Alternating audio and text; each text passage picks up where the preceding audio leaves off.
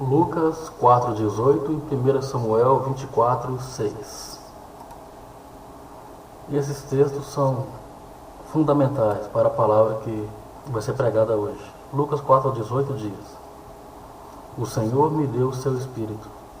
Ele me ungiu para levar boas notícias aos pobres e me enviou para anunciar a liberdade aos presos, dar vista aos cegos, libertar os que estão sendo oprimidos. 1 Samuel 24,6 diz: E então disse a seus soldados: Que o Senhor me livre de fazer tal coisa a meu Senhor, de erguer a mão contra ele, pois ele é ungido do Senhor. Bom, eu não uso slides porque eu acho que o cristão tem que usar sua Bíblia, tem que andar com ela. Por isso eu fiz questão de que a gente não use telões com textos bíblicos. Não, traga sua Bíblia. Você vai ler aqui. Porque essa palavra está sendo pregada. Então, mais do que ser vivida, porque tem que ser vivida, ela tem que ser lida também. E eu uso a Bíblia na linguagem de hoje, nas minhas pregações, porque é a linguagem mais simples, mais acessível. Porque eu não quero que haja dúvida na mensagem que eu passo para vocês. A mensagem está aqui para ser pregada. E eu quero que vocês entendam. E às vezes, se a palavra está muito obscura, eu simplifico ao máximo. Simplifico, não mudo. Porque há pessoas que têm muita facilidade de distorcer a palavra para ela dizer exatamente o que eles querem dizer para elas. Mas eu não distorço. Eu a pratico. E é o que eu quero que vocês façam, irmãos. E mais uma vez eu peço a vocês certa compreensão, porque minha dicção não é muito boa. É uma das limitações que eu tenho. Bom, uma expressão que é muito utilizada no meio cristão, tem até música que fala sobre isso, que a expressão é: ai de quem se levantar contra o ungido do Senhor. Eu estou abordando essas expressões porque eu acho que, francamente, elas são um atraso para a vida espiritual do cristão. Bom, o contexto desse texto em Lucas diz o seguinte, que o Senhor me deu o seu Espírito, o Espírito Santo, e ele me ungiu. E ungir, nesse caso, significa escolher. No Antigo Testamento, ungir era colocar o óleo na cabeça de alguém que era escolhido para ser rei, para ser sacerdote, para ser profeta. E com essa unção a pessoa fazia a obra e ou exercia algum trabalho. E é o que Deus faz hoje em dia. Eu posso ungir sua cabeça com óleo, mas é Deus que vai ungir você com o Espírito. E essa unção é muito mais importante. E essa unção tem um objetivo. Aí, muita gente usa aquela frase de Davi, quando ele era perseguido por Saul, e teve a chance de matar Saul, não matou. Aí disseram: não, Davi, então a gente vai lá e acaba com ele. E Davi disse: ai de quem se levantar contra o ungido, não, ninguém vai erguer a mão para ele. Gente, Saul foi ungido a rei e não sacerdote. Se o sacerdote está procedendo errado, ele tem que ser desmascarado sim, tem que ser apontado. Esse negócio de não se levantar contra o ungido, na minha opinião, foi criado por sacerdotes desse mundo moderno que querem se esconder em seus cargos para não se justificar diante das pessoas, para não serem acusados. E francamente, olha, o meu púlpito fica que é praticamente um buraco. É o lugar mais baixo, porque francamente o pastor tem muita responsabilidade. E minha responsabilidade é maior do que a sua, irmão. Sabe por quê? Bom, eu vou dizer mais para frente por quê. Eu quero que você saiba de uma coisa. Se você quer chegar a essa mesma função, você vai ter que fazer as mesmas escolhas que eu fiz. Porque eu renunciei a muita coisa, abri mão de muita coisa. Vocês acham que é um privilégio ser um pastor? É um privilégio, mas é uma responsabilidade muito grande. Espera-se dos pastores que eles sejam perfeitos, mas eles não são. Quantos pastores que são péssimos pagadores, né?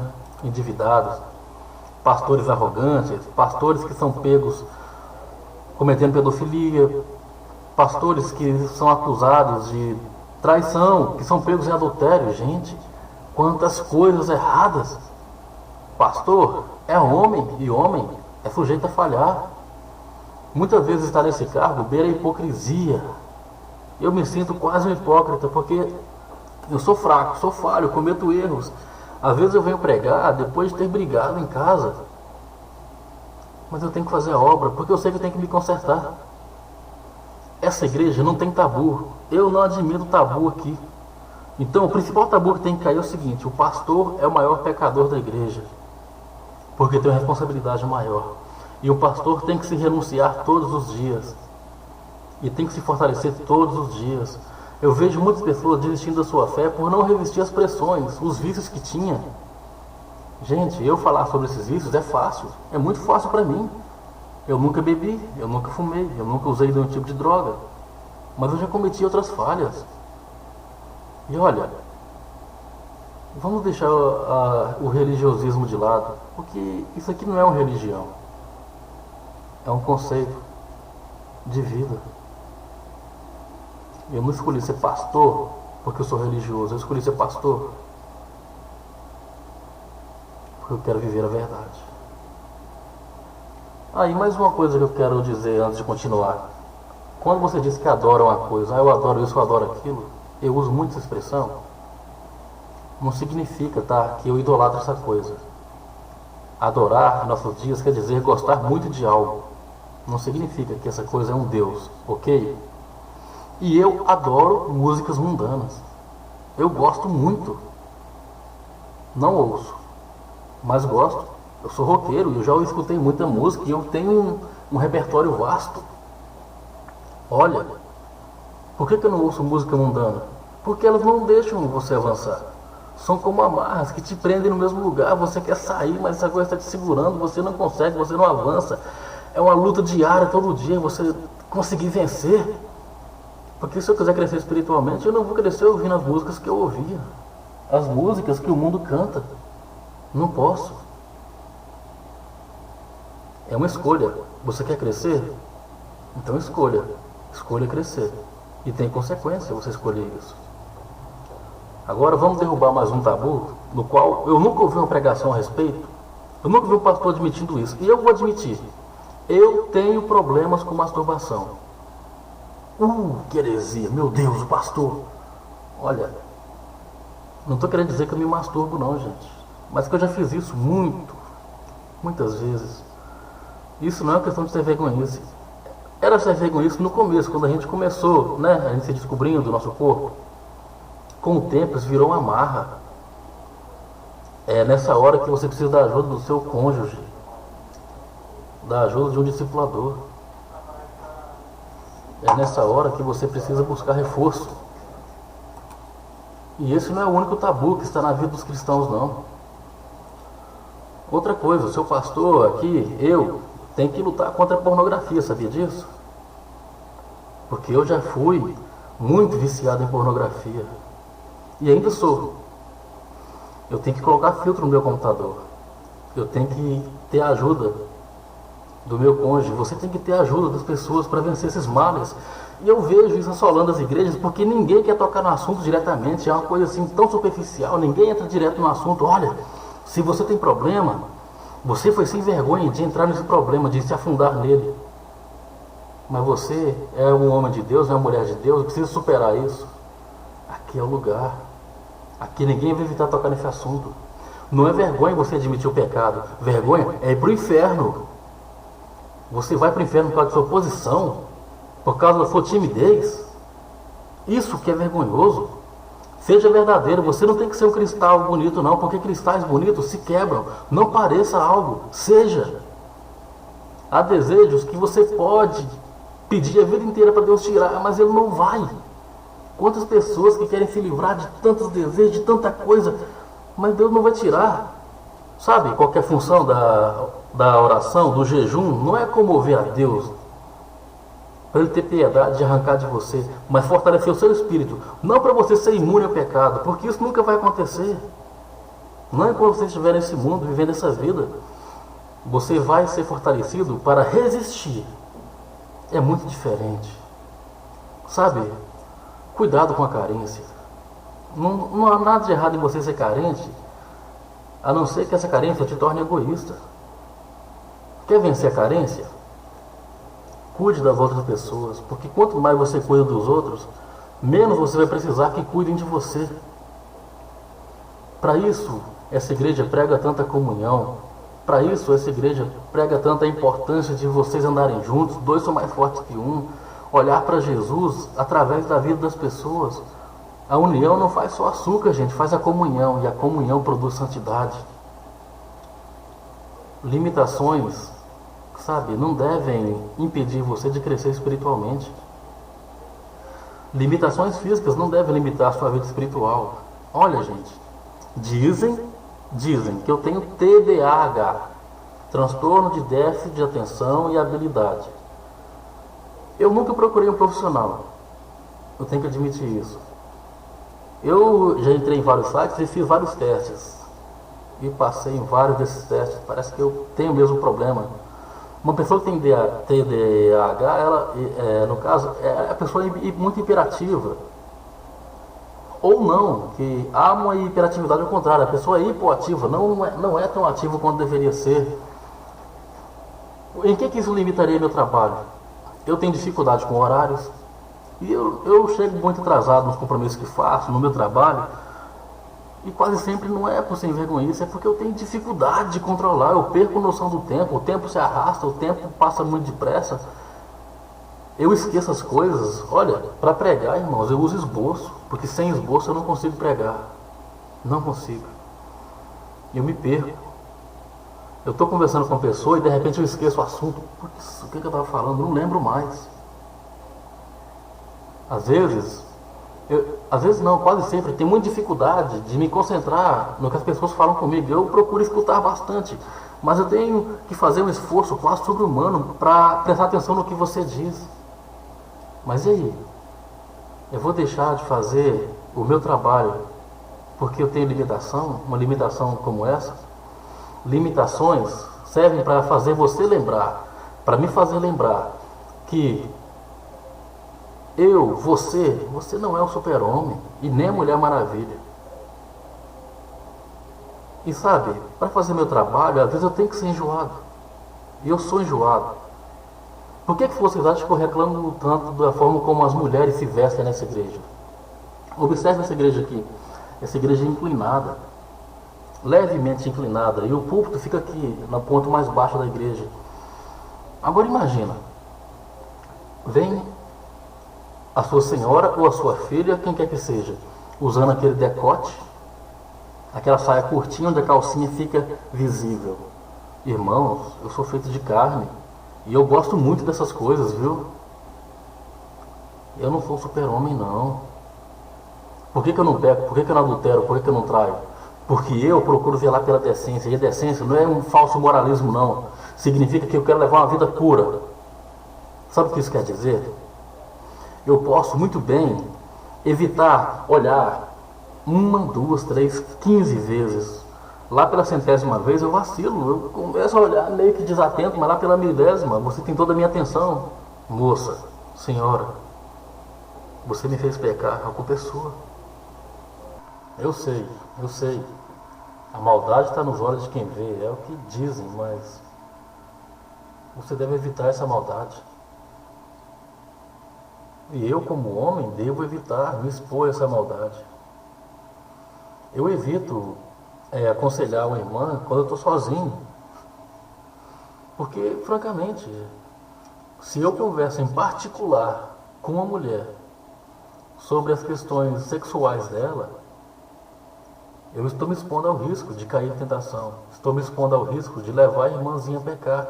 E se ela vem de forma indecente? Um começa a gostar da conversa do outro, e vão se envolvendo e pronto. Eis aí, logo aparece um adultério, logo aparece um caso extraconjugal.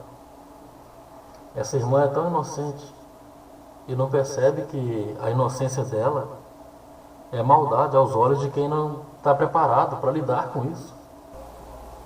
Você acha mesmo que isso não vai mexer com seu irmão?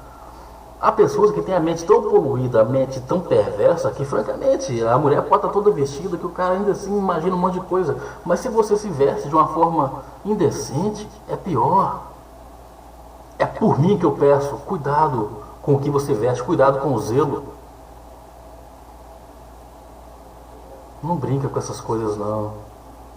Eu fico muito preocupado quando eu fico sabendo de casos de, sabe, mulheres que tomam banho com seus filhos, homens que tomam banho com seus filhos e filhas. Não, a sua nudez é para o seu marido, para a sua esposa. Quer se vestir indecentemente? Se veste para o seu marido. Tranca as portas da sua casa, tranca as janelas, tranca as portas do seu quarto. Não deixe seus filhos te verem sem roupa, por favor. Porque você não sabe quando a maldade nasce nos seus filhos. Eu já vejo muitas crianças aí tendendo para a indecência porque aprendem isso em casa. Para que você vai plantar essa discórdia? Você não sabe onde a maldade começa. Eu evito, sabe? Eu dei banho, a última vez que eu dei banho na minha filha, ela tinha 5 anos. E eu não percebia que ela estava constrangida, eu não tinha coragem de falar. Até aos 3 anos de idade por aí, era coisa normal e eu não tinha maldade. Mas depois de algum tempo, constrangiu ela. Sabe? Você vê a nudez, você brincar com essas coisas, gente, isso não é para brincar. E se seu filho reclama de que ele não gosta disso, ele tem que ser aplaudido. Tem que ser aplaudido.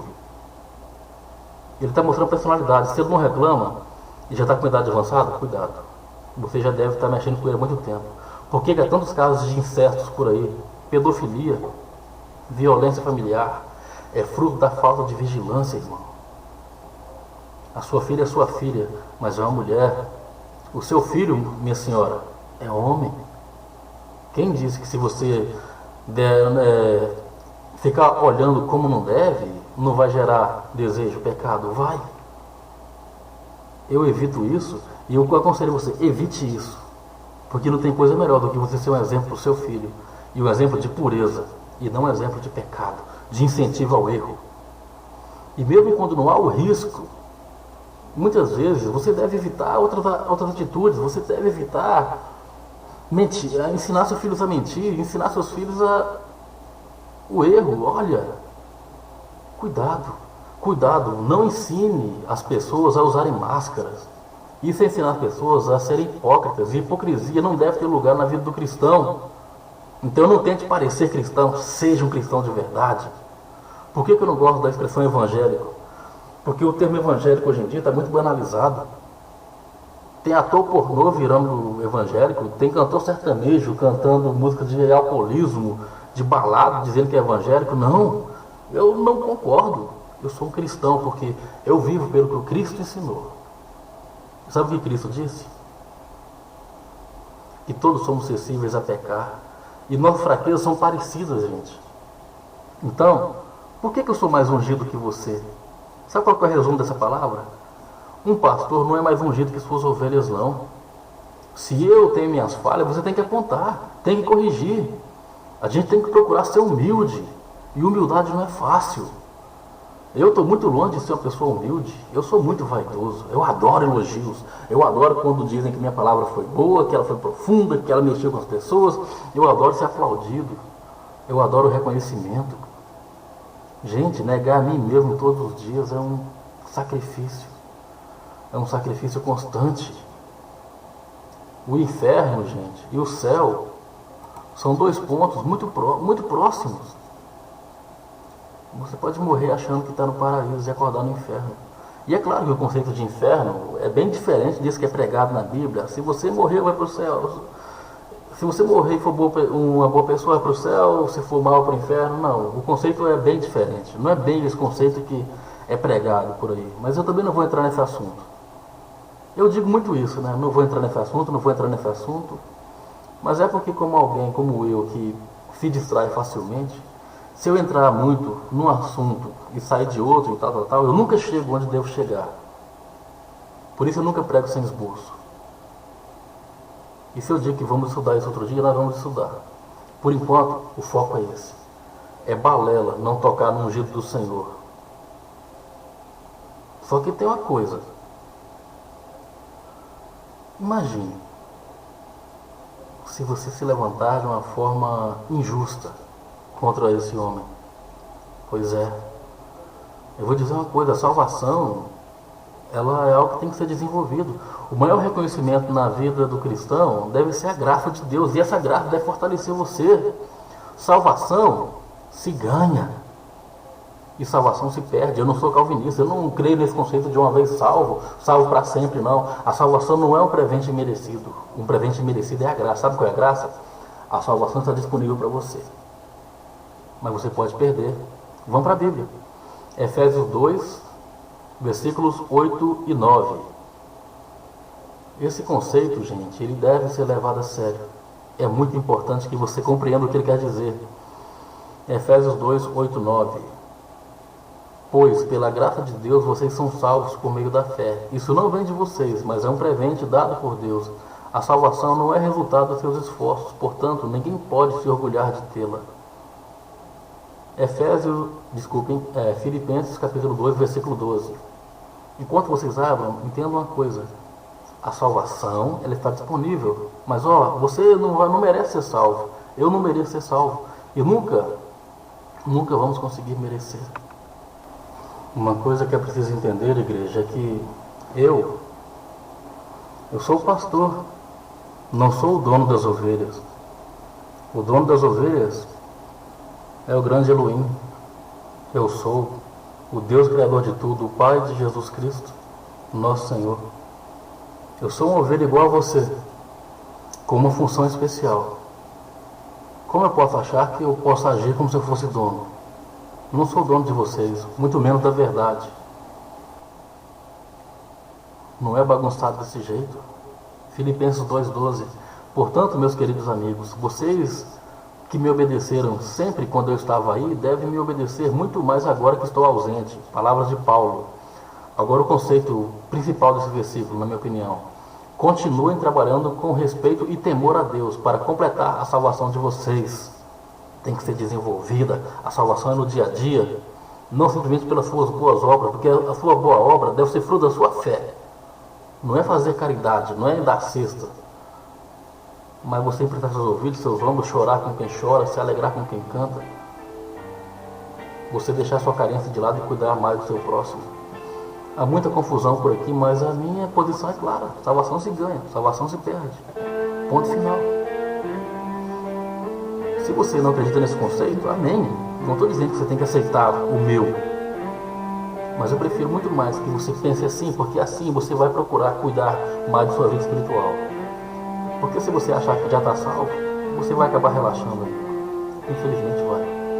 Eu conheci pastores intratáveis, arrogantes, inconstantes, intolerantes. E eles são tudo que eu não quero ser. Pouco adianta eu estar aqui se eu maltrato a sua fé. Então, irmão, aponte o dedo para mim sim. Mostra o meu erro. Mas reclama para mim. Pouco adianta vocês reclamarem entre si e eu nem ficar sabendo. Eu estou aqui para isso, gente. Estou aqui para ser melhorado. Amém? Eu estou muito longe de ser perfeito. Deus te chamou. Deus te escolheu. Você está em construção, está crescendo. Assim como eu. É verdade que se levantar contra um ungido, sem razão, só por vaidade, injustamente, visando interesses, visando simplesmente derrubar, sem intuito de edificação, traz duras consequências.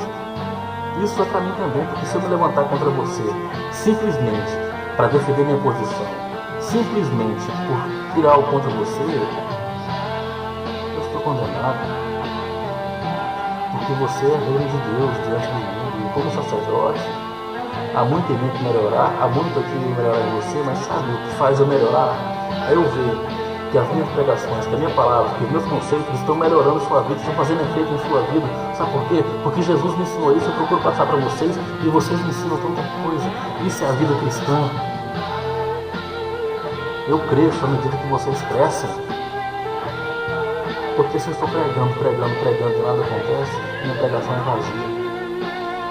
Jesus disse no texto de João, capítulo 16, versículo 33. João 16, 33. Algo que a gente vê que, sabe, a salvação é difícil de alcançar? É, mas se torna menos difícil quando nós estamos juntos. E a gente, às vezes, quer, a gente ora para Deus e pede para Deus as coisas, e como Deus não dá, a gente se frustra, mas Jesus disse, eu digo isso, isso está no texto, eu digo isso para que, por estarem unidos comigo, vocês tenham paz. No mundo vocês vão sofrer, mas tenham coragem, eu venci o mundo. Mas não espere que Deus faça tudo por você O fardo de Jesus é leve.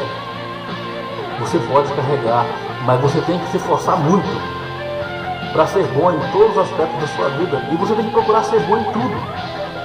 Você vai conseguir? Nunca. Vai conseguir ser perfeito? Jamais. Vai conseguir deixar de pecar? Não, não vai. Mas sabe, você é pai, então procure ser o melhor pai para os seus filhos. Você é esposa, procure ser a melhor esposa. Procure ser o melhor profissional. Procure ser o melhor filho. Procure ser o melhor servo. E o melhor servo, sabe qual é o conselho que Jesus deu? É aquele que se diminui. Diminua, se humilha. Deixa Jesus moldar você. É frustrante ouvir isso, né? Mas Deus não vai tirar as tentações da sua vida assim. Não vai tirar os desejos, não vai tirar suas falhas. Eu convivo com meus desejos. E não é fácil. Eu não posso aceitar que você saia da igreja, que você abandone sua fé por causa disso. Eu tenho dito muito ultimamente que nós somos uma convenção de pecadores. E nós vamos fortalecer uns aos outros. E vamos crescer juntos, rumo à vontade de Deus. E sabe como é que a gente cresce? Em comunhão, de joelhos. Amém?